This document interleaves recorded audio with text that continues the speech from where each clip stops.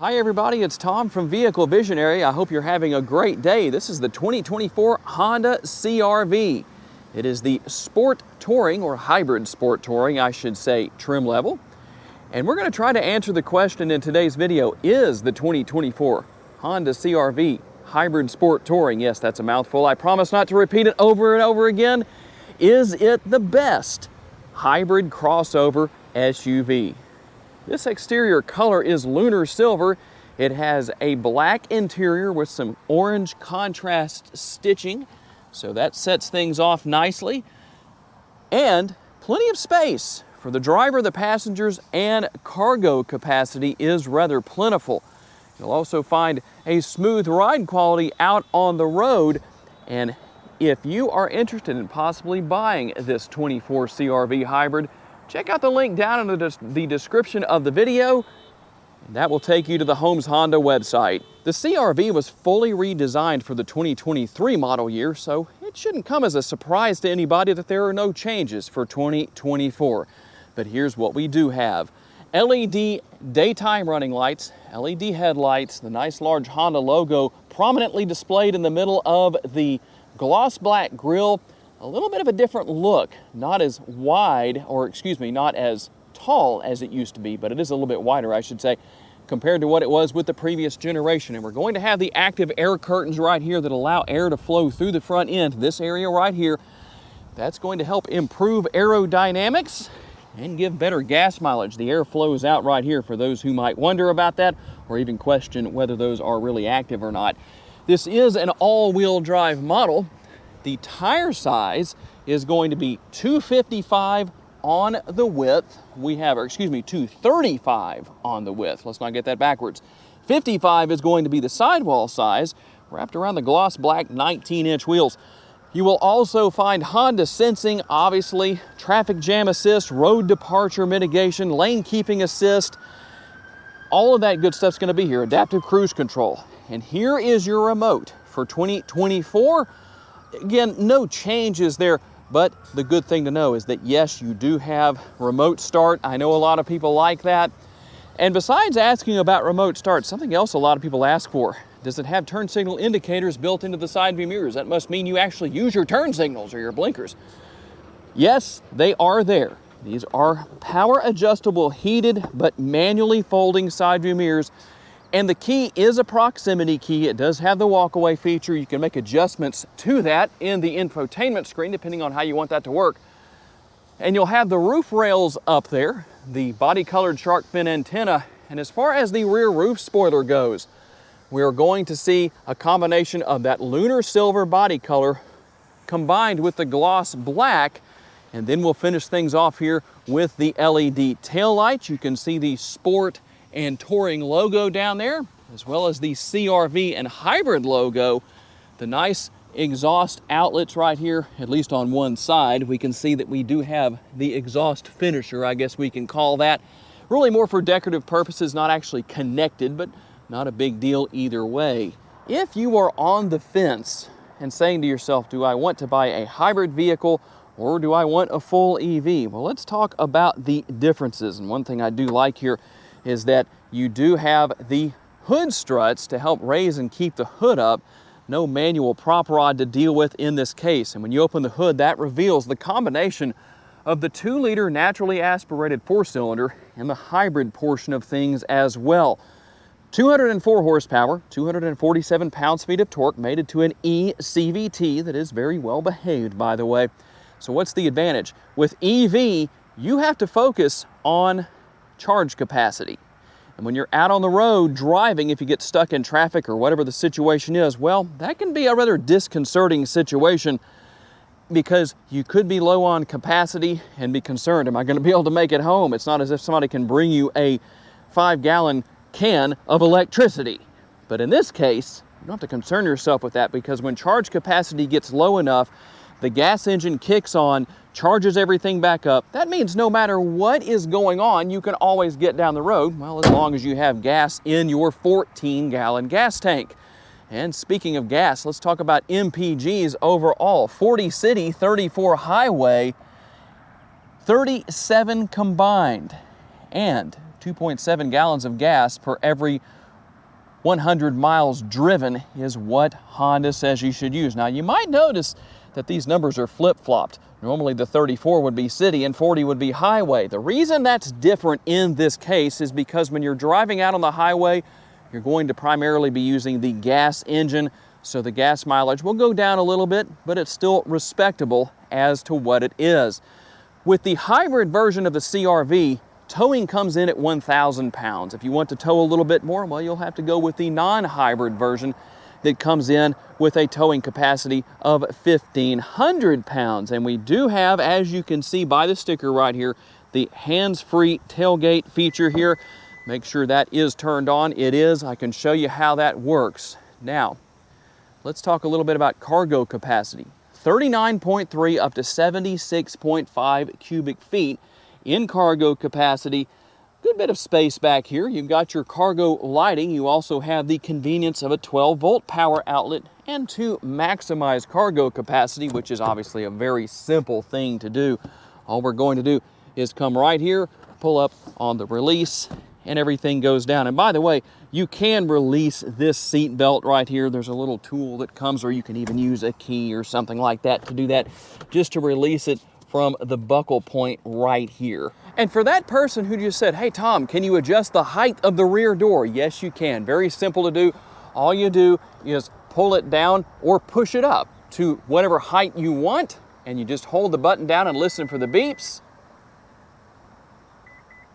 And that actually changes everything. I'm not going to demonstrate that other than just doing it that way, but just in case you were wondering, that is how easy that is to do. Now, let's take a look into the interior a little bit more in depth than what we did earlier. A little bit of gloss black trim here on the rear doors. You've got the brushed aluminum door handle, a good sized door bin. Always good to have that, quite a bit of space. And as you can see, you can recline these rear seats, at least your rear seat passengers can. That's a very convenient feature. And then the fold-down armrest with the cup holders built in. And I like what Honda has done here, because normally these cup holders would be in this position like this instead of the way they're laid out here. The good thing about that, well, if you had drinks right here, one or two, well, that would mean that you couldn't, your rear seat passengers at least, couldn't use it as an armrest. In this case, 2 drinks, still an armrest. Surprised more car makers are not doing such a thing. You will find the rear seat pocket only on the passenger side, but I think the thing that's more important, yes, there are dual air conditioning vents back here. For those of you with kids, that brings a little more peace of mind, even though, well, they'd still get cool back here pretty quickly in an interior of this size from the front seat. You also have the dual USB connectivity options right there as well. That's a good thing. And the good thing here as well, for you parents with the child seats, you have the latch system here, but you don't have to do anything but hook into that area. Nothing to keep up with as far as covers or anything like that. And now we'll take a look into the front seat through the passenger side door. Pretty much the same design and layout as we saw with the rear doors. We do have the nice comfortable armrest on the front and rear doors, as well as the large door bin right here. Power seats for the driver and the passenger here on the Sport Touring trim level. They are both heated, but not ventilated. Sure would like to see that. And then more of that gloss black trim, not only on the door panel, but that's going to work its way onto the dashboard and across through the front of the vehicle here. And then we're going to have plenty of space within the dampened, oh, that took a little while to open there, the dampened glove box. So that slowly opens. You can pull on that if you want to, but just so you can see the space that's in there and how everything works. More connectivity with USB and 12-volt options. And here on the Sport Touring trim level, you're going to have the wireless charging pad as well. A conventional style shifter, no push button shifters here, although there is some push button functionality. I don't think that's going to be a big deal. Drive mode selector. And again, there's that nice orange contrast stitching on the boot for the shifter, as well as some gloss black highlighting things. And we will also have the cup holders right there. And the good thing that I like here is that I'm 5'10". I can comfortably leave my arm on the armrest right there. It could probably stand to be just a tick higher, maybe an inch or so, but I'm still able to be comfortable there in that situation at my height. And you also have plenty of space within the center console. As you can see, you have the removable tray that can go in the front or the rear, depending on what you want, or you can just leave that out. And there is a sunroof here, although it's just a conventional size sunroof. I know some people prefer the panoramic sunroof over the conventional size. Personally, I prefer no sunroof at all. And for the most part, we're going to see a mirrored image with the passenger side and driver's side doors, although you will have a few more buttons and switches here. Obviously, I don't need to tell you too much about what that is, but you will find seat memory for the driver's seat. 2 settings right there. That's one thing that is going to be different. You can turn traction control off or back on and open that power rear door. You can also adjust the positioning of the steering wheel, tilt and telescopically adjustable. And let's listen. Just so you can hear what it sounds like when you hop in. And we'll start things up and take a look at the digital instrument cluster. A very nice look, that's for sure. It has a modern look and feel to it. Quite a bit going on here that you can do as far as different features and functionality that you can go through. I'm not going to touch on everything. I'll just scroll through it just so that you can see what is there. In fact, we can bring up our power flow meter right there, and then we'll move on to the touch screen. For 2023, we saw a change in this area, especially because the shifter went from being in this area to right here, and now we have a vertical touch screen that reduces glare and does give it a more modern look. You will have built-in navigation if you want to use that, but you also have wireless Apple CarPlay and Android Auto compatibility. That is a good thing. Here's your power flow meter if you want to see what's going on with the vehicle when out driving. Don't keep your eyes off the road for too long. And a very nice modern look here. I do like the fact that general settings has a good look to it, but that's not the best. The best, in my opinion, is vehicle settings, if Tom can make that work. There we go. Nice modern graphics. It's very easy to know what it is you need to go into depending on what changes you want to make.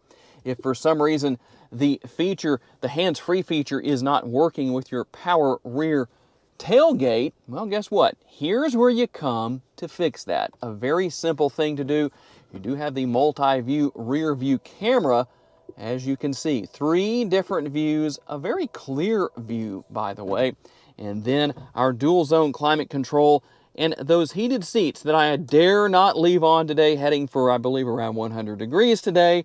Not much fun, but it is what it is. I'm glad to be in the interior right now because I'm getting rid of some of that sweat.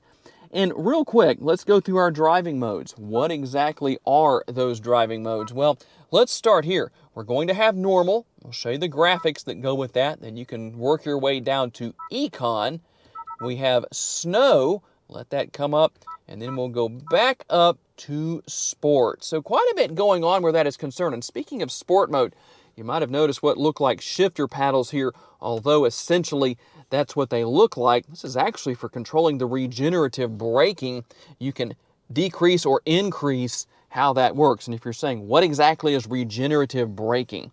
That's using kinetic energy to keep the battery charged. So a very nice setup here as far as that goes. Very nice interior, very simplistic, but yet it looks modern and it's easy to learn and use. It has the latest features from Honda. Let's get out on the road and see what it's actually like to drive this 2024 CR-V. As we get out on the road for the test drive, for those of you who are wanting to know, what is the road noise like? And I know some people might say you need a decibel meter to measure that. Well, a decibel meter isn't going to tell us what different people are going to have to say. One person might say that's too much. One person might say that's fine. Varying opinions. A decibel meter does not give you that information. So what we're going to do is just drive down the road. I'm going to be quiet for a few seconds and let you listen.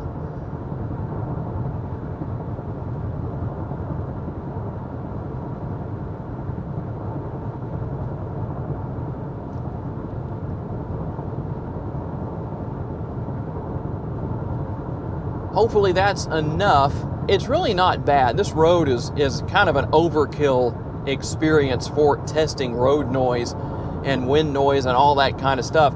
because this road is in terrible condition, but it also lets me know that the CR-V has a very good ride quality, because this road is so washboarded out and in such terrible shape that it really does test a lot of things. So that's a good thing. And one thing I forgot to mention earlier, I'm pretty sure, was the fact that in addition to the other safety features that I mentioned to you earlier, you also have blind spot monitoring. So that's a good thing.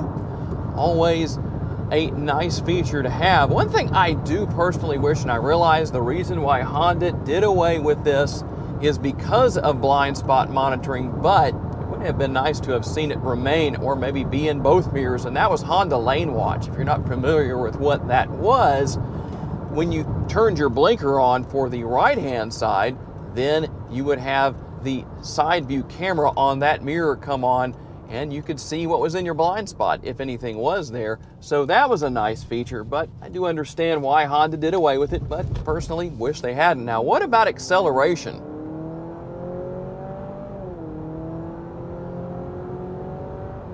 While it's not neck-snapping performance, and it's not meant to be, you still have great ability to accelerate with this CR-V hybrid. The 204 horsepower working with 247 on the torque definitely allows you to get down the road as needed with no problem. Getting up to highway speeds, maybe on a road like this when it's safe to do so, passing a slower moving vehicle, you have the power to do so.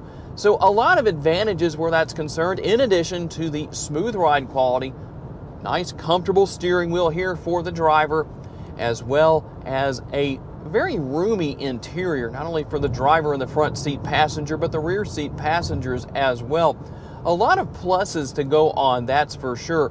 All right, tell me what you think down in the comments section. Is the 2024 hybrid CR-V Sport Touring the best hybrid crossover SUV? Tell me what your answer is, and tell me why you answered the way that you did. I'm always curious to see what you have to say. I have to say a special thanks to my friends here at Holmes Honda for loaning me this 24 CR-V hybrid for the day, and a special thanks to each and every one of you for being kind enough to give me the opportunity to give you a vision for your next vehicle. If you enjoyed this video, please consider subscribing to the Vehicle Visionary YouTube channel so you can watch future videos, and check out the video that's on the screen right now, and I will see you there.